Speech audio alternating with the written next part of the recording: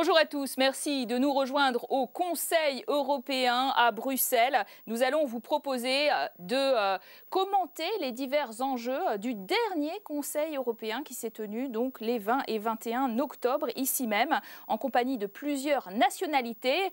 Et on parle tout de suite bien sûr de la grande thématique qui a dominé ce Conseil, à savoir le fameux accord UE-Canada, autrement dit le CETA, qui a beaucoup fait parler de lui, pas forcément en bien d'ailleurs, puisque les Belges et en particulier les Wallons, je me tourne vers vous Philippe Lamberts, vous êtes député européen, président des Verts au Parlement européen, face aujourd'hui à Sandro Gozi, bonjour. Secrétaire d'État en charge des affaires européennes pour l'Italie. Tous deux, vous avez beaucoup réfléchi à ce traité et les Wallons, le bloc, où ont décidé que ça ne leur convenait pas. Est-ce que leurs arguments sont recevables ? Leurs arguments sont parfaitement recevables. Nous soutenons en tout cas, nous les Verts, le gouvernement wallon, dans son opposition à ce traité. Pour des raisons de principe, il s'agit d'un traité dont l'objectif principal est de cadenasser la capacité de réguler des États et des régions, bref, des démocraties. Et notamment, ça s'incarne par des organes de convergence législative et surtout ces fameux tribunaux arbitraux que l'on veut absolument nous imposer, alors que on pourrait à la limite le comprendre lorsque vous avez affaire à un partenaire où l'état de droit n'est pas encore très développé, mais enfin entre le Canada et l'Union européenne, ces tribunaux arbitraux sont parfaitement inutiles. Or, si on veut absolument mordicus les imposer dans ces traités, c'est qu'il y a une raison. C'est qu'il y a une raison, et cette raison, c'est faire de l'intimidation, c'est-à-dire de menacer les démocraties de poursuite de la part des multinationales si elles prennent des mesures qui pourraient aller à l'encontre de leurs intérêts. Alors de l'intimidation, alors que 28 États membres sont plutôt favorables, étaient prêts à signer. Pourquoi vous pensez que c'est un bon traité ? Parce que c'est un traité modèle, c'est un traité dans lequel il y a deux démocraties, acteurs comme le Canada et l'Union européenne qui partagent les mêmes valeurs, qui partagent les mêmes objectifs, parce que c'est un traité qui assure le respect des droits de l'environnement, des droits des consommateurs, de la sécurité des consommateurs, parce que c'est un traité modèle du point de vue des opportunités qu'il nous donne pour l'exportation. C'est les traités dans lesquels le Canada ouvre le plus par rapport aux autres partenaires commerciaux, les marchés publics, pas seulement au niveau fédéral, mais aussi au niveau provincial et municipal. Et ça, c'est un point important parce que, d'après moi, dans le passé, l'Union européenne a commis des graves erreurs à ne pas demander l'ouverture des marchés publics à d'autres partenaires. Ce sont des questions sur lesquelles nous devons insister. J'espère que nous pourrons convaincre et que les débats en Wallonie vont tourner au positif parce que je crois qu'à l'avenir, s'il y a un modèle de référence des traités commerciaux à faire, c'est exactement celui avec les Canadiens. C'est vrai parce qu'on a beaucoup parlé de ce CETA comme du cheval de Troie du futur traité transatlantique avec les Américains, mais il y a quand même des différences. Et là, vous notez par exemple qu'il y a beaucoup plus d'ouverture de leur marché des services, c'est incontestable. C'est incontestable. Et donc, ce que nous disons, c'est que s'il ne s'agissait que d'un traité commercial où il s'agit d'abaisser les droits de douane, d'adopter des standards techniques communs, parce que c'est vrai qu'il n'y a pas de raison d'avoir des standards techniques pour les prises, pour les voitures électriques, etc. différents. Pourquoi pas? S'il s'agissait d'accès au marché, c'est un traité commercial et pourquoi pas? Je ne dis pas que tout est à jeter dans cet CETA. Je dis simplement pourquoi insiste-t-on à ce point sur les organes qui, quelque part, cadenassent la possibilité de réguler. Premier élément. Deuxième élément, c'est vrai qu'on peut dire qu'entre le Canada et l'Europe, il y a pas mal de convergence. Mais aller faire du Canada un État modèle sur la protection de l'environnement, il ne faut quand même pas exagérer. Le Canada exploite ce qu'on appelle les sables bitumineux qui produisent la forme de pétrole probablement la plus polluante sur la planète. Et avant même qu'on conclue ce traité, pour faire plaisir au Canada, on a dit on va faire semblant que votre pétrole il est très propre. Écoutez, c'est vraiment n'importe quoi. Donc les Européens font des concessions sur leurs standards environnementaux avant même de conclure le traité. Merci à tous deux d'avoir très bien illustré ce débat dont on voit qu'il va se poursuivre de longues semaines probablement sur le CETA. On continue sur un autre sujet en compagnie d'Alexis Tsipras, le Premier ministre grec qui nous a accordé une interview ici même au Conseil. On le rejoint tout de suite.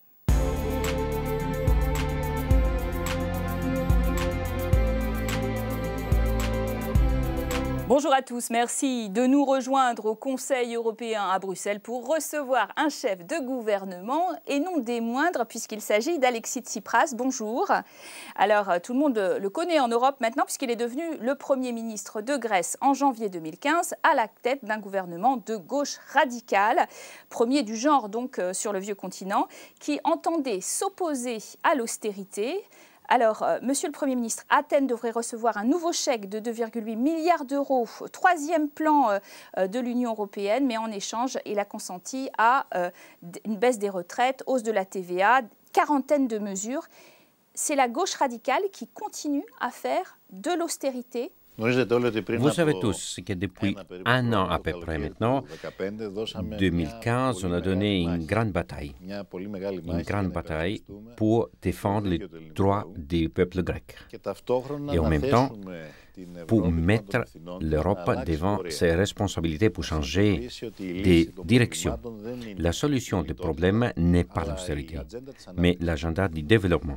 On a peut-être gagné sur le plan moral, mais la force des marchés financiers et des autres nous a amené à prendre raison sur la défense du droit du peuple grec qui a souffert injustement ces dernières années. On est arrivé à un compromis. Parce qu'en face de nous, on avait un plan extrême, celui du ministre des Finances allemand, qui voulait punir la Grèce en faisant sortir de la zone euro. L'accord, donc, c'était d'avoir moins d'austérité que ce qu'on a eu auparavant, mais en même temps, austérité.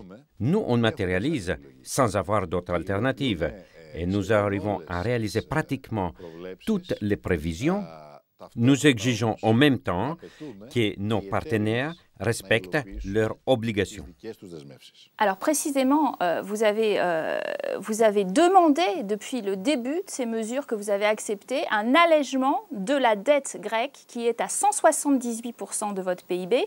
Et pour l'instant, vous n'avez pas vraiment de garantie, en particulier de la part du premier payeur, l'Allemagne. Habituellement, depuis 6 ans maintenant, nos partenaires et surtout les représentants du ministère des Finances allemand disent que la Grèce doit réaliser ses obligations. Et maintenant, c'est la première fois que nous disons que les autres partenaires, même l'Allemagne, doit respecter ses obligations. Les conventions doivent être respectées. Et justement, comme je le dis précédemment, après la fin de la première évaluation, c'est le moment où on a fini avec la première évaluation et prend des mesures significatives pour la dette qui donnera le signal au marché et aux investisseurs que la Grèce est sortie de la crise. Et je crois qu'on a droit de cela.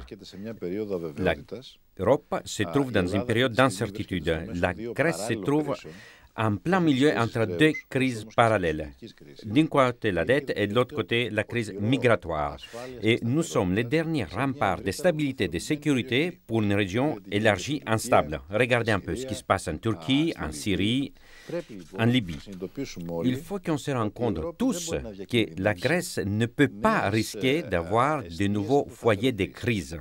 Il faut réaliser tous qui était mis en accord et donner une perspective de décollage à l'économie grecque, car nous avons des taux de croissance élevés.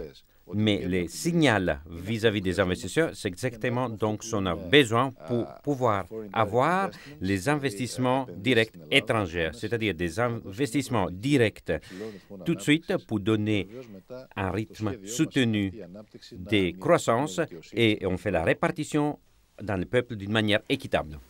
Alors précisément, votre popularité du coup est en baisse dans les sondages et même on voit la droite reprendre du poil de la bête dans les sondages. Beaucoup estiment que vous avez trahi vos idéaux de gauche radicale. Vous répondez quoi ? Toutes ces dernières années, nous perdions dans les sondages, mais on gagnait dans les élections. Le même s'est parti dans les élections de 2015, la même chose au référendum de 2015 et en septembre lors des élections de 2015. Ça ne nous dérange pas. On préfère gagner les élections et perdre au sondage. Pour nous, le sondage le plus essentiel se fera aux urnes en 2019, où le peuple grec aura à comparer entre notre mandat, après avoir sorti le pays de la crise, et les 4-5 ans avant de 2015-2010, des parties systémiques qui nous ont amené de la perte de 25% de la richesse nationale et l'explosion du chômage à des taux très élevés, 27% en moyen et un taux au-delà du 50% pour les jeunes. Notre objectif est donc que d'ici 2019, on arrive à avoir des conditions de normalité, finir avec l'austérité, arriver à avoir une croissance, moins de chômage, et ça sera décidé à l'heure voulue. Alors, vous avez assisté les 20 et 21 octobre dernier au Conseil européen donc sur les migrations en particulier. Est-ce que vous estimez que l'accord avec la Turquie est suffisant, que vous êtes soulagé pleinement la Grèce ou que vous êtes encore débordé par une vague de migrants et de demandeurs d'asile et qu'il est difficile de traiter leur cas? L'accord avec la Turquie, c'est un accord dur. C'est un accord nécessaire, obligatoire, je dirais. Tout d'abord, l'efficacité est mesurée sur plusieurs niveaux. Tout d'abord, sur la réduction des décès à la mer d'Égée. On veut effacer ces décès à la mer d'Égée et cet accord est déjà efficace. En même temps, nous devons bien sûr accepter un accord difficile dans un cadre de la législation internationale. Respecter les droits internationaux. Et vous comprenez bien, ce n'est pas toujours facile. Mais la Grèce, aujourd'hui, a réussi en tant que pays qui a reçu des pressions énormes. Et je crois que nous sommes à la hauteur. En Grèce, aujourd'hui, nous faisons tout, et le peuple continue à tout faire pour avoir une stabilité en Europe. Et nous avons vu ça si bien à la crise. On a vu les sacrifices du peuple grec et la zone euro n'a pas été décousue. Les pays n'ont pas quitté la zone euro les unes après les autres. Et la Grèce a montré les valeurs de solidarité.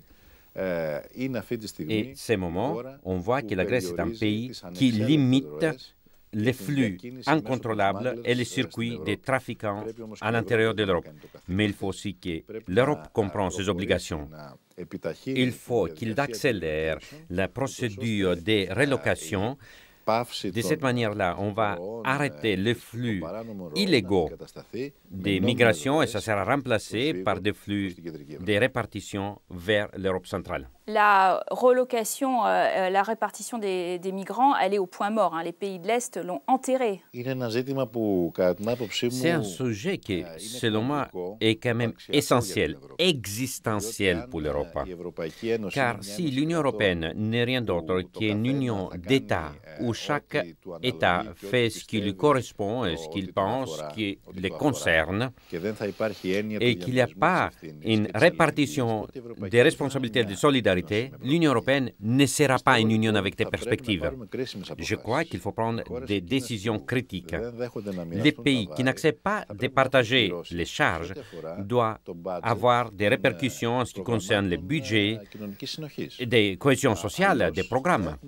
Sinon, on va être confronté à une Europe à la carte où les valeurs de solidarité et les partages des responsabilités ne sont pas valables.